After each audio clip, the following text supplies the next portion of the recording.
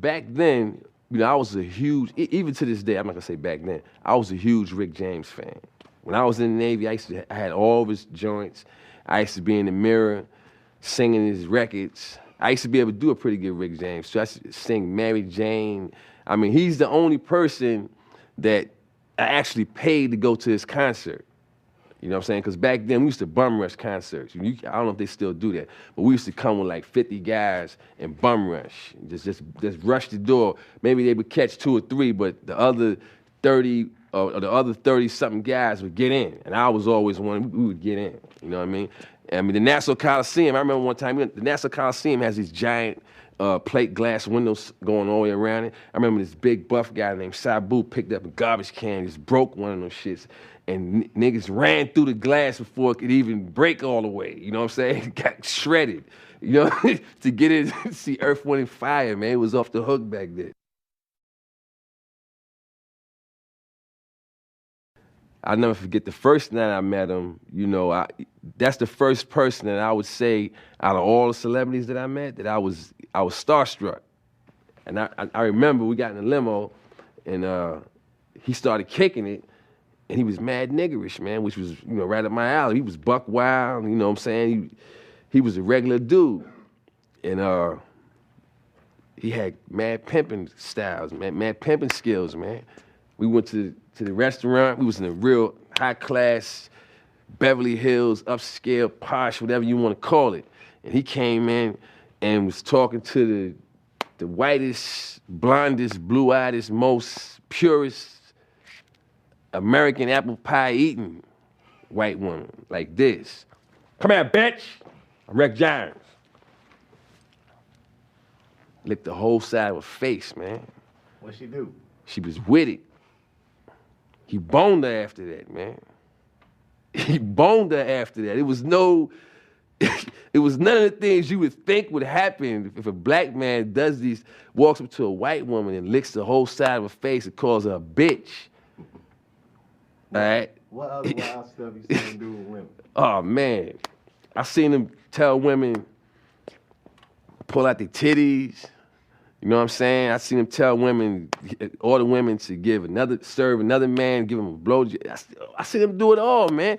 Anything that's part of something you would think a pimp would do, and this wasn't a pimp, this is a rock star. It wasn't no pimp, it was just a straight up player, man. He wasn't trying to, it was like, that's how he was rolling, man, and the women was all with it, man. I got a good friend that broke up with his girl because he took it to one of the concerts, and Rick called on stage and threw his tongue down her throat. She was with it. They were supposed to get married, man. You know what I'm saying? He seen his fiance sucking Rick's tongue on stage, Madison Square Garden, man. This shit really took place, you know what I'm saying? Anyway, get back to back then, you know, we started really getting tight because my man was buck wild. He was, you know, and I had started doing things that I wasn't doing before I got out the Navy. Like I was experimenting with the coke and drinking a little bit more, smoking weed, the whole Hollywood scene. I was drawn into all of that, you know. And my brother didn't do any of this shit, so it was whatever was available for Eddie Murphy on the dark side. I got all of it. Because he didn't want any of it. I got all, it was millions of chicks lined up that had a chipped toenail or, you know, something was wrong with them. That's all it took with him, chipped toenail. I don't care how fine she was, man. Toenails chipped. You don't want her? Fine. I was having them, you know what I'm saying? It was all kind of cats wanting to hang out with kilos of blow. He didn't want to do blow. Oh, you don't want to hang out with them? Fine. It was Jamaicans with bales of weed like this. Man, I give you all you want for free. No, just hang out with me, Eddie. He wasn't with it. You don't want the weed? Fine. I was there for all that shit, man. And Rick James was the embodiment of all of that by himself. He had the weed, he had the chicks, he had the drink, he had the location. He's the first person who I went to his house. He had a pool in his living room. All right? It wasn't no separate. It was in his living room. It was a gigantic pool with plants all around it. I bugged out, man, from that whole shit. You know what I'm saying? I'm hanging out. We go up to his house for the weekend and got snowed in. And his house was like, it was one big mansion, then it had connecting joints to it. You know what I'm saying? And each one in the house was filled up with women. You know, the Mary Jane girls and this one, Val Young and the other one. You know what I'm saying? Then the groupies in the next one, and some more groupies in this one over here. And processing the do-rags is over there. I mean, it was off the hook. It was around-the-clock food. You understand? He had Linda Hunt coming out with whatever you want at 24 hours a day. I had never been exposed to nothing like that. And that was kind of like my first inside look at my man's whole behavior. And he had this thing with me where he used to always like fuck with me, man. I don't know what started it, but he would fuck with me. Like we went up to the house and we snowed in, and he took it upon himself. I'll never forget it, to get on the loudspeaker throughout the whole compound and say, if anybody gives Charlie Murphy some pussy, they fired. I don't know what made him do that. You know, I don't even know if there was a discussion with all the chicks, like, you know, I'm getting them first or whatever. But I remember he did that. And he had the security monitor me the whole time I was there. I thought that was weird because everybody else was doing their thing. But for some reason, he didn't want me to have any fun. After that, we kept hanging out. You know, whenever he was in town, we would hang out or whatever. We'd run into each other in L.A. And then, you know, he and I, because of the, you know, the drug thing, we had it was a separate relationship outside the one that we all had when Eddie was there, because Eddie didn't get high. He used to wake up in the morning and say, why y'all motherfuckers why is everybody so tired? Because we didn't go to sleep yet. And it'd be time to go to work. We would be up all night.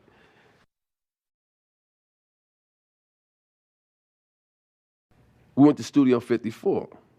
And back then, Studio 54, even to this day, I'll say, Studio 54 was the ultimate club, the ultimate. There has never been and never will be nothing that goes beyond that spot.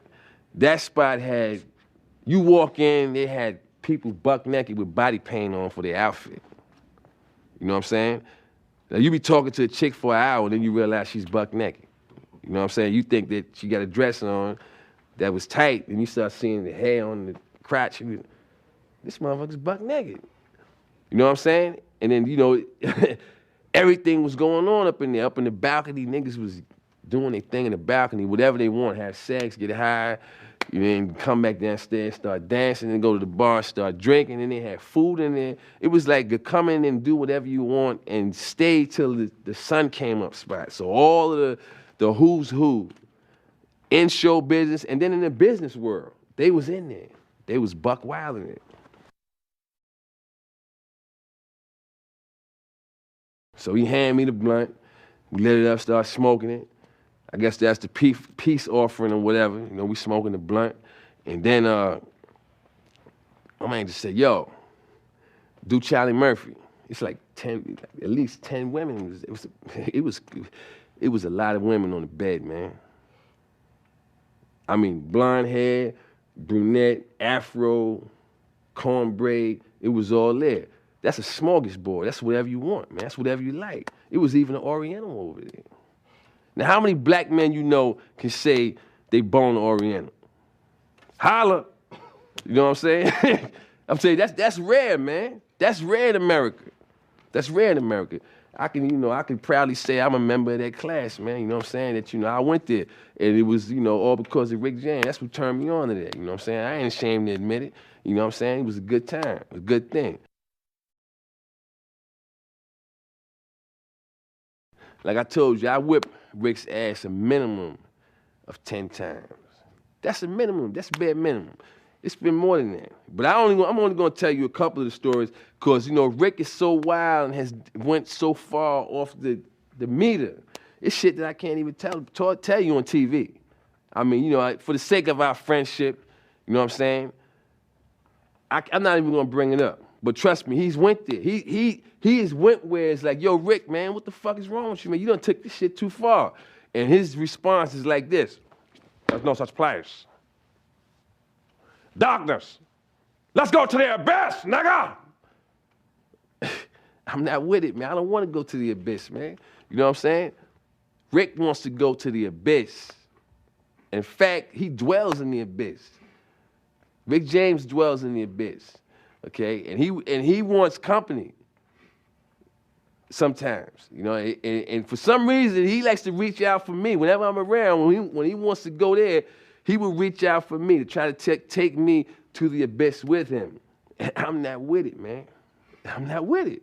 And that's when we end up, you know, tussling or whatever, you know what I'm saying?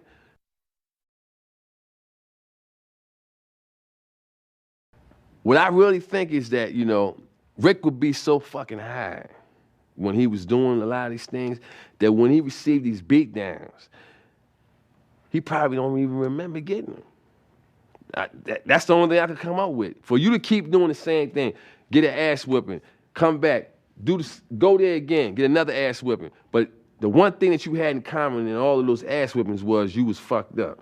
That kind of tells me you don't remember getting the ass whipping. He probably would wake up the next morning and be like, damn, I must have ran a marathon yesterday. I was in a marathon, where's my sneakers at? You know what I'm saying? That's the only thing I can think of, man. Damn, my jaw's hurting. I must have went to the dentist yesterday. You know what I'm saying? He would wake up and totally forget that he got his ass whipping. I mean, you know, most men, we have egos, and the ass whipping is kind of hard to accept.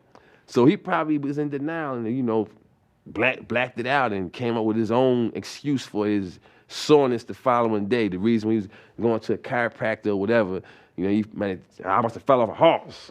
My back is hurting. But that's from when the foot was up your ass, nigga. You didn't fall off no horse. You know what I'm saying? But he would come up with his own shit. He was riding horses with Eddie and Trevor. Yeah. I'm hearing doctors was riding horses yesterday. I was a slip of disc. He had forgot when darkness was like this. Fire! You know what I'm saying? Let me not forget that, you know, Rick James was very mad. He remembered that ass whipping because he wanted revenge. He called back. It ain't over, motherfuckers. And you know how he tried to set it up the first time? Because he really wanted to get me, you know what I'm saying? He felt that, you know, I was the main one that was pommeling his legs, you know what I'm saying? So, you know, this is what he did, man. He challenged us. He said not a challenge, he said he was coming over to play some ball, right? So that particular day, I wasn't there, but this is how I know it was all about him getting me. He brings over the guy with the crooked eye and all of them to play ball, and they all got sneakers on, but Rick got on cowboy boots, right? As soon as the game started, he just kicked my man Fruity in the balls. That was the end of the game. That was the end of the game, man. So who you think he was gonna kick in the balls that day? Ball check, fire! Kick Fruity in the balls and get back in the limo and drive back to Buffalo? You came all the way from Buffalo to New Jersey. I whipped your ass about 8 days ago. That was for me, but I wasn't there that day, so Fruity, he had to take one to the nuts, man.